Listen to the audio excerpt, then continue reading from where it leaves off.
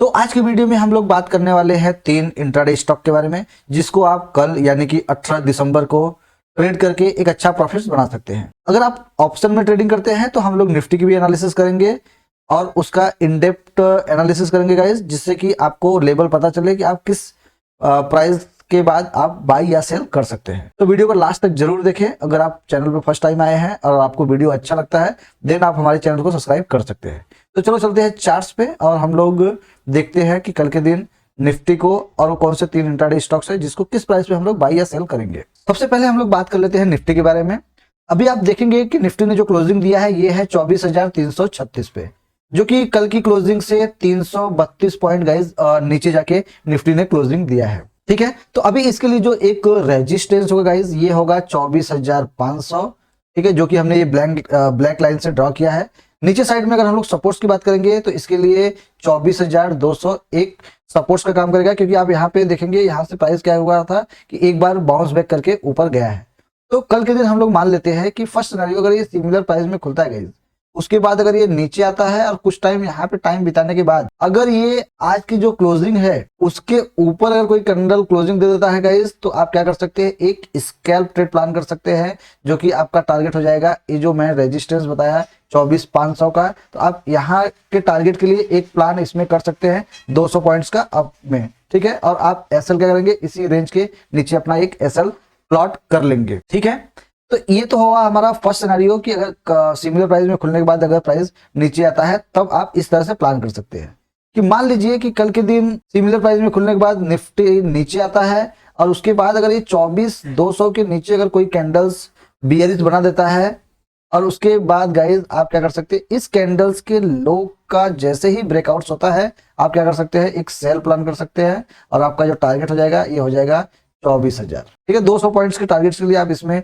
Down side का plan कर सकते हैं अगर 24,200 के नीचे कोई बीरिश कैंडल क्लोजिंग दे देता है। तो इस स्टॉक को अगर अपसाइड में जाना होगा गाइस तो ये कभी भी ऐसा डायरेक्टली अपसाइड में नहीं जाएगा।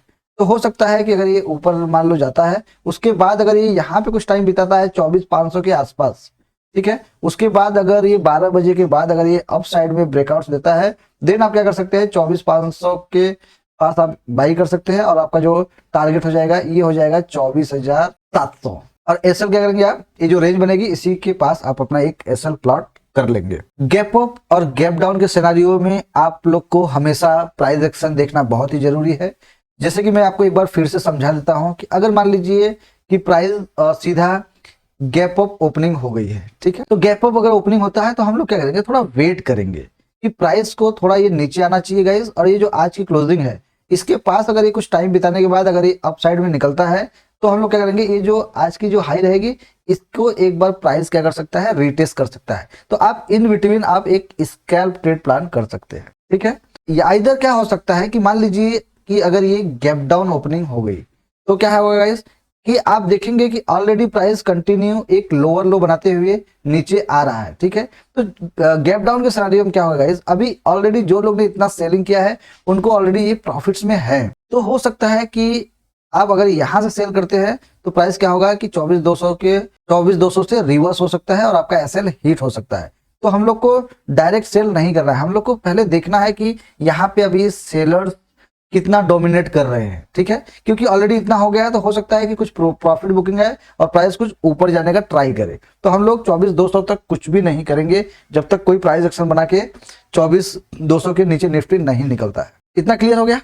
तो चलो अभी हम लोग क्या करते हैं, स्टॉक देख लेते हैं। गाइस जो हमारा पहला स्टॉक है ये है त्रिवेणी टरबाइन। अभी आप देखेंगे कि जो त्रिवेणी टरबाइन है ये 828 पे अभी क्लोजिंग दिया है और आप देखेंगे कि इसमें एक फ्लैग एंड पोल का पैटर्न हुआ था गाइज और यहाँ से ये ब्रेकआउट्स दिया, ब्रेकआउट्स के बाद इसने एक हाई क्रिएट किया गाइज और उसके बाद ये सेकेंड अटेम्प्ट यहाँ पे किया और थर्ड अटेम्प्ट यहाँ पे किया।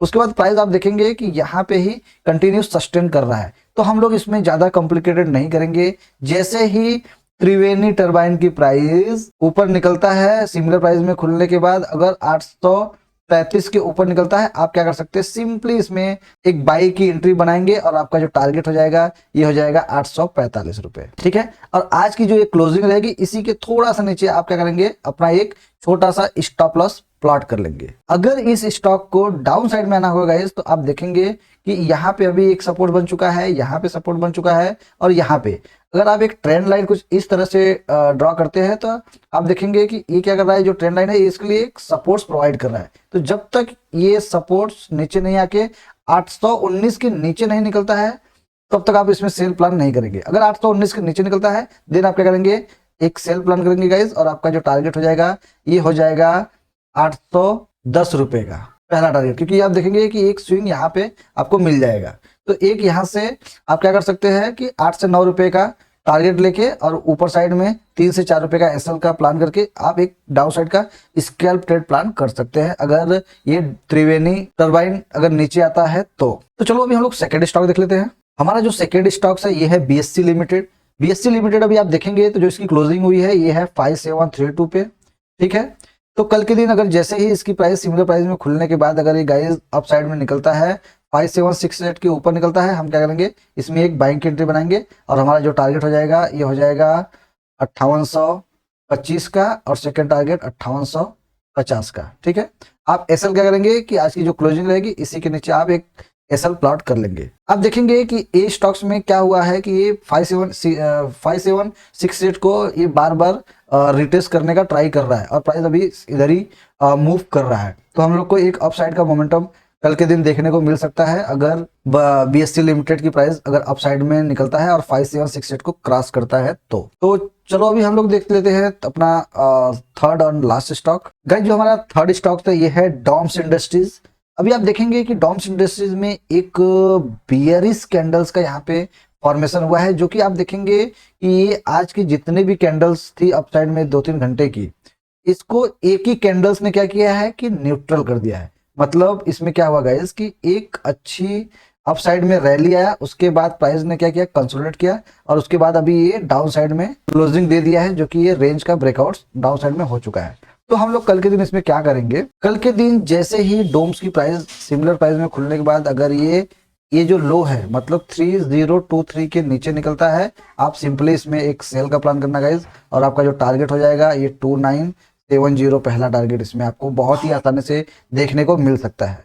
अगर इस स्टॉक को अपसाइड में जाना होगा तो ये क्या करेगा कि सिमिलर प्राइस में खुलने के बाद कुछ टाइम तक जैसे यहाँ पे टाइम बिताया है वैसे ही गाइज ये 3110 के नीचे कुछ टाइम बिताता है। उसके बाद जैसे ये 3110 के ऊपर निकलता है आप क्या कर सकते हैं बाई कर सकते हैं और आपका जो टारगेट हो जाएगा ये 3150 का पहला टारगेट देखने को बहुत ही आसानी से मिलेगा और आप स्टॉप लॉस इसी कैंडल्स के पास आप कहीं पे प्लॉट कर सकते हैं, ठीक है। तो आई होप आपको ये वीडियो पसंद आया होगा। अगर वीडियो पसंद आया गाइस तो आप मुझे सपोर्ट करो और चैनल को अभी तक सब्सक्राइब नहीं किया है तो चैनल को सब्सक्राइब कर लीजिए। मिलते हैं नेक्स्ट वीडियो में। गुड नाइट दोस्तों।